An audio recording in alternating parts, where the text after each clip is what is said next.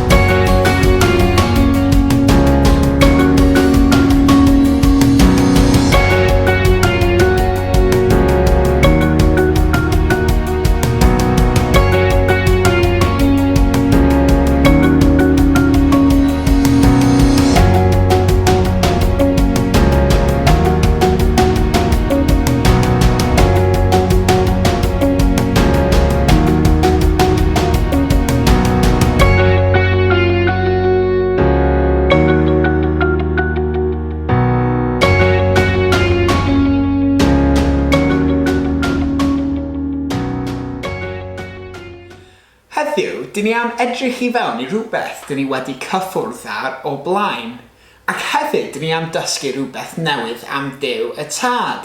Dwi eisiau cychwyn trwy darllen hanes dyn o'r enw Gideon, a mae Gideon un o fy hoff hanesion oherwydd mae'n ddangos bod gyda Duw y Tad dyn ni hefo gobaith. Mae'r hanes yma yn digwydd dipyn ar ôl amser Moses, a mae'r Israeliaid yn byw yn ei tir ei hun. Ond mae yna pobl o'r enw'r Midianaid a maen nhw'n dod I fewn i'r tir Israeliad a ymladd yn erbyn nhw. Maen nhw'n trio rheoli dros yr Israeliad ac maen nhw'n creu problemau fel dinistro'r bwyd I gyd. Mae'r Israeliad yn dewis troi at Duw mewn gweddi a gofyn am help. A mae Duw yn dewis dyn o'r enw Gideon I achub y pobl o Israel. Ond mae Gideon yn dyn sy'n ofnus iawn ac pan dywedodd angel iddo bod am achub yr Israeliaid, oedd Gideon ddim yn siŵr oedd y gallu ymladd yn erbyn y Midianaid. Ar ôl dipyn mae Gideon yn dewis trystio Duw a mae'n cael byddin ei hun I ymladd yn erbyn byddin yr Midianiaid. Ond mae'r Midianiaid hefo byddin fawr iawn. 135,000 o pobl. A mae Gideon yn ffeindio 32,000 o milwyr I ymladd yn erbyn nhw. Yn Barnwyr 7 adnodau 1 I 3 yn y Beibl mae'n dweud hwn. Y bore wedyn dyma Gideon a'i fyddin yn mynd allan a gwersylla wrth ffynon charod. Roedd byddin Midian wedi gwersylla yn y dyffryn ychydig i'r gogledd wrth ymyl Bryn More. Dyma'r arglwydd yn dweud wrth Gideon, mae gormod o ddynion yn dy fyddin di, Os gwna I adael I chi giro Midian, mae peryg I bobl Israel frolio mae nhw eu hunan wnaeth ennill y frwydr. Dwed wrth y dynion, os oes rhywun a gofyn, cewch droi yn ôl a gadael mynydd Gilead. Aeth 22 o filoedd adre, gan adael 10,000 ar ôl. Felly, mae Duw yn edrych ar y byddin o 32,000 o'r Israeliad, a mae'n dweud I Gideon, na, mae hynna yn gormod. Felly, os mae yna rhywun yn y byddin sy'n ofnus, maen nhw gallu mynd adre. A mae 22,000 yn mynd adre. Felly, dim ond 10,000 o'r Israeliad I ymladd yn erbyn y 135,000 o'r Midianiaid. Di hwnna ddim yn swnio'n deg. A mae'r hanes yn cario ymlaen. Mae'r fyddin yn dal yn rhy fawr, medda'r arglwydd. Dos â nhw I lawr at y dŵr a gwna I ddangos I ti pwy sydd I gael mynd gyda ti a phwy sydd ddim. Felly dyma fy'n mynd ar dynion I lawr at y dŵr. A dyma'r arglwydd yn dweud wrth Gideon, dwi eisiau I ti wahanu'r rhai sy'n llepian y dŵr, fel mae ci'n gwneud, oddi wrth y rhai sy'n mynd ar ei gliniau I yfed. 300 oedd yn llepian y dŵr o'r gled y llaw. Roedd y gweddill yn mynd ar ei gliniau I yfed. A dyma'r arglwydd yn dweud wrth Gideon, byddai I'n gwneud i'r 300 oedd yn llepian y dŵr ennill buddigoliaeth yn erbyn byddin Midian I gyd. Cei yrru'r dynion eraill I gyd adre. Felly, mae Duw yn edrych ar y 10,000, a mae'n dweud I Gideon, mae'r 10,000 yma dal rhy gormod.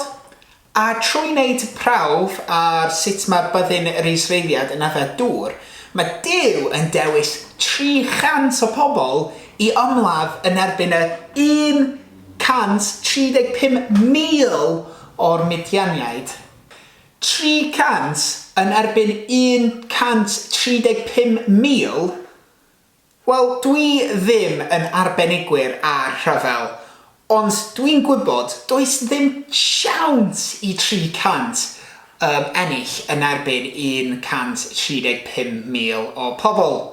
Ond eto, dydy'r 300 o pobl yma ddim ar ben eu hunan achos mae Duw ar ochr nhw. Yn yr diwedd, gyda plan yn defnyddio fflamau, jariau a trwmpedi, mae'r byddin o 300 yn achosi'r Midianiaid I gyd I panicio ac ymladd ei gilydd. A dyma rhai eraill yn rhedeg I ffwrdd. Roedd y 300 o pobl yn byddin Gideon wedi ennill y brwydr oherwydd roedd Duw ar ochr nhw. Roedd Duw wedi amddiffyn yr Israeliaid I gyd, just fel nath o achub yr Israeliaid I gyd o'r aifft gyda Moses. Hefyd, mae Duw yn ddangos bod o'n ddarparu, bod o'n gallu pryfaidio i'r pobl. Mae'r Israeliaid yn gofyn Duw am help, a mae Duw yn helpu nhw trwy dod â Gideon I arwain y byddin o 300 pobl ac I helpu'r 300 pobl yna ennill y frwydr.